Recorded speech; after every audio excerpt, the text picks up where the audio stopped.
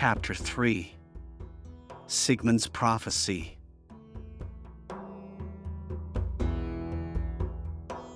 Eylime, a rich and famous king, had a daughter named Hjordis, who was a kind and wise woman.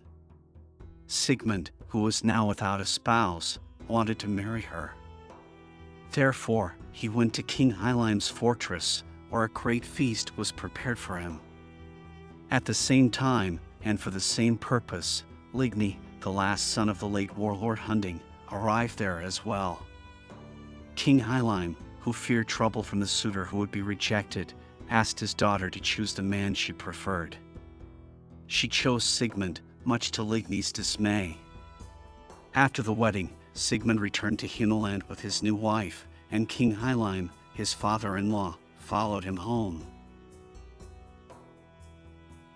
After some time, Ligny came with a large army to Sigmund's kingdom and demanded that Hjordis be handed to him, otherwise, Sigmund should prepare for his death. Sigmund declined Ligny's outrageous demands and gathered his own forces. Hjordis was taken, along with a servant girl and many treasures, into the forest, where she hid during the battle.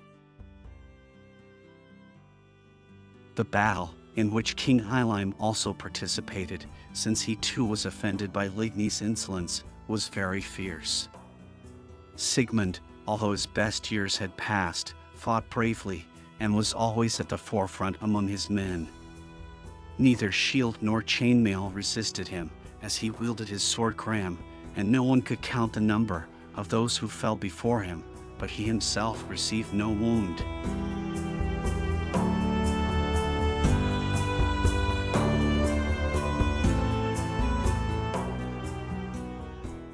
When the battle had lasted for a while, a one-eyed man, dressed in a cloak and a large hat, came with a raised spear towards Sigmund. When he fiercely struck with his sword, he hit the spear, and the sword broke in two. After that, luck turned away from Sigmund. He soon fell along with King Eylime and most of his people.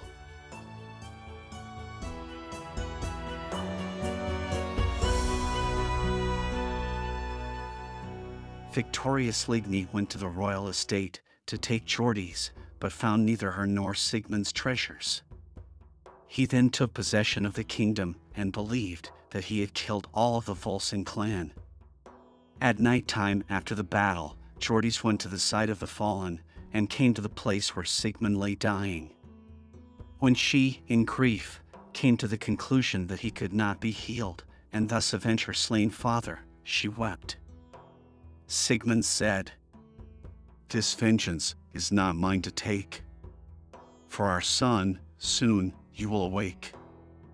Raise him with care, our lineage pride.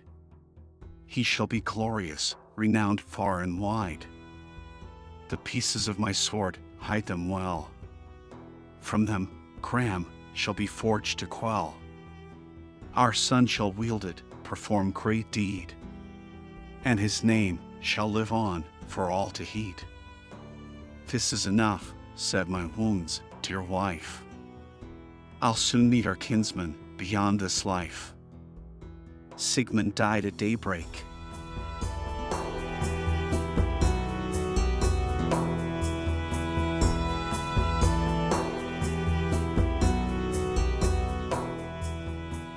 In the light of dawn, Hjordis noticed a fleet of ships sailing along the shore.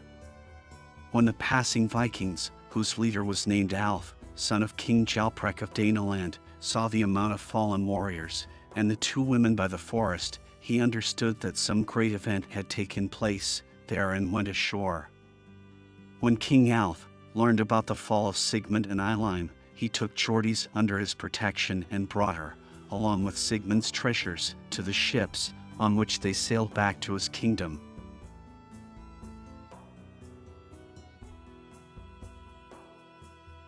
Ligny's insolence was great indeed, though Sigmund fought with all his need. With sword in hand, he led the way, and none could stand against his sway. Nor shield nor chainmail could him resist. As Gram, his sword, he deftly kissed. But luck, alas, soon turned away. and Sigmund fell with his men that day.